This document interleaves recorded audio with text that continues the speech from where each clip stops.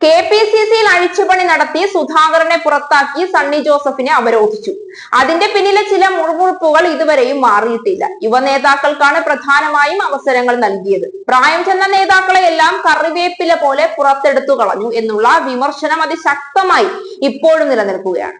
കഴിഞ്ഞ ദിവസം പുതിയ നേതാക്കന്മാരെ ഒക്കെ ചേർത്തുകൊണ്ട് പുതിയ തീരുമാനങ്ങളും ചർച്ചകളും നടത്താൻ വേണ്ടി ഹൈക്കമാൻഡ് വിളിച്ച യോഗത്തിൽ പങ്കെടുക്കാതെ പുറത്താക്കപ്പെട്ട നേതാക്കളും അവരുടെ അനുഭാവികളും ഒക്കെ മാറി നിന്നത് വലിയ ചർച്ച ചെയ്യപ്പെട്ടു. പ്രതിപക്ഷ നേതാവിനെ മാറ്റണമെന്നുള്ള ഒരു ആവശ്യം ശക്തമായിരുന്നെങ്കിലും VD സതീശൻ വലിയ പരിക്കുകളില്ലാതെ രക്ഷപ്പെട്ടു എന്ന് വേണം പറയാൻ. കോൺഗ്രസിനുള്ളിൽ അനൈക്യമില്ല എന്നും പരസ്പരം തർക്കങ്ങളും വാദങ്ങളും നിലനിൽക്കുന്നില്ല എന്നും എല്ലാവരും ഒരേ സ്വരത്തിൽ പറയുമ്പോഴും അപശബ്ദങ്ങൾ പുറത്തു കേട്ട് തുടങ്ങിയിരുന്നു. ഇനി അടുത്ത അഴിച്ചുപണി നടത്തേണ്ടത് DCCയിലാണ്. കേരളത്തിലെ കോൺഗ്രസ് പ്രസ്ഥാനത്തിന്റെ അവസ്ഥ വളരെ പരിതാപകരമാണെന്നും തമ്മിൽ തല്ലിയും പരസ്പരം പഴിച്ചും കേരളത്തിൽ കോൺഗ്രസുകാർ സ്വന്തം നിലയും വിലയും കളഞ്ഞു കുളിച്ചു നിൽക്കുകയാണ് എന്നും ഹൈക്കമാൻഡിനെ ദീപാദാസ് മുൻഷിയാണ് അറിയിച്ചത്. തുടർന്നാണ് KPCCയിലും DCCയിലും ആകെ അഴിച്ചുപണി നടത്താൻ തീരുമാനിച്ചത്.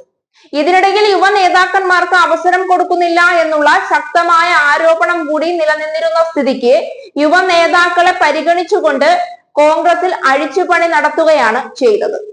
ഷാഫി പറമ്പിൽ ഉൾപ്പെടെയുള്ളവർക്ക് അതുകൊണ്ട് തന്നെ നേതൃസ്ഥാനത്തേക്ക് കയറിപ്പറ്റാനും കഴിയും.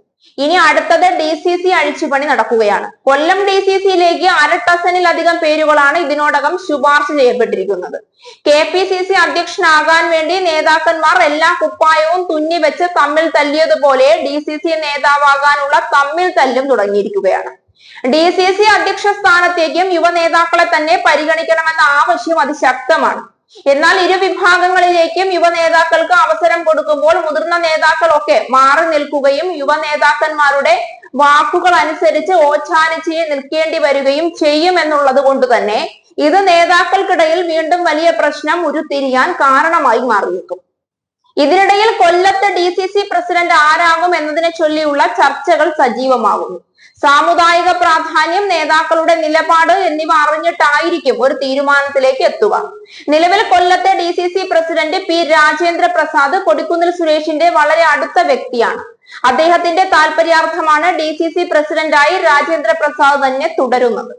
ദളിത് വിഭാഗത്തിൽ നിന്നുള്ള വ്യക്തികളെ KPCC അധ്യക്ഷ സ്ഥാനത്തേക്ക് ഇന്നോളം കോൺഗ്രസ് പരിഗണിച്ചിട്ടില്ല എന്നുള്ള ശക്തമായ ആരോപണവുമായി കൊടിക്കുന്നിൽ സുരേഷ് കോൺഗ്രസിനോട് ഇടഞ്ഞു നിൽക്കുന്ന പശ്ചാത്തലത്തിൽ കൊല്ലത്ത് കൊടിക്കുന്നിൽ സുരേഷിന്റെ അനുഭാവിയായ രാജേന്ദ്ര പ്രസാദിനെ DCC പ്രസിഡന്റ് സ്ഥാനത്ത് നിന്നും മാറ്റി പകരം പുതിയ വ്യക്തിയെ നിയമിക്കുകയാണെങ്കിൽ അത് കൊടിക്കുന്നിൽ സുരേഷും കോൺഗ്രസും തമ്മിലുള്ള വൈരാഗ്യം കൂട്ടാൻ ഇടയാക്കും.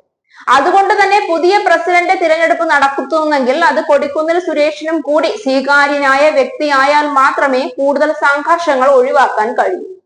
അങ്ങനെയാണെങ്കിൽ DCC ജനറൽ സെക്രട്ടറി ഹരികുമാറിനും സവിൻ സത്യനുമായിരിക്കും മുൻതൂക്കം ലഭിക്കുക. കോൺഗ്രസ് A ഗ്രൂപ്പിൽ നിന്ന് സൂരജ് രവിയുടെ പേരും ഉയർന്നു കേൾക്കുന്നുണ്ട്. I ഗ്രൂപ്പ് ഹബീസിന്റെയും പേര് മുന്നോട്ട് വെക്കുന്നുണ്ട്.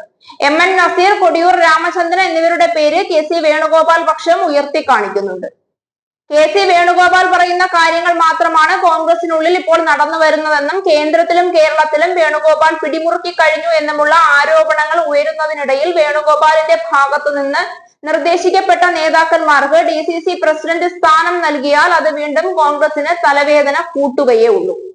യുവ നേതാക്കളാണ് പരിഗണിക്കപ്പെടുന്നതെങ്കിൽ ഫൈസലോ അരുൺ രാജോ പരിഗണിക്കപ്പെടുമെന്നുള്ള സാധ്യതകളും ഉണ്ട്. ഇത്തരത്തിൽ 1/2 ഡസനിലധികം പേരുകൾ കൊല്ലം DCC പ്രസിഡന്റ് സ്ഥാനത്തേക്ക് ഉയർന്നു വന്ന പശ്ചാത്തലത്തിൽ ഓരോ നേതാക്കന്മാരെയും വെട്ടിനിരത്താനും പുതിയ നേതാവിനെ പ്രതിഷ്ഠിക്കാനുമുള്ള ചർച്ചകളും കുതന്ത്രങ്ങളും കാലുവാരലും കൊല്ലം കോൺഗ്രസ് നേതൃത്വത്തിനുള്ളിൽ തകൃതയായി തുടങ്ങിക്കഴിഞ്ഞു. ഒരു ജില്ലയിലെ അവസ്ഥ ഇതാണെങ്കിൽ മറ്റു ജില്ലകളിലേക്ക് കടക്കുമ്പോൾ എന്താവും കോൺഗ്രസിന്റെ അവസ്ഥ എന്നുള്ളത് ചിന്തിക്കാവുന്നതേ ഉള്ളൂ. മുഴുവൻ ജില്ലയിലെയും DCC നേതൃത്വത്തിന്റെ അഴിച്ചുപണി നടത്തുന്നതോടുകൂടി കേരളത്തിൽ നിന്ന് കോൺഗ്രസ് എന്നേക്കുമായി തമ്മിൽ തല്ലി പിരിഞ്ഞ് മണ്ണടിയാതിരുന്നാൽ കൊള്ളാം.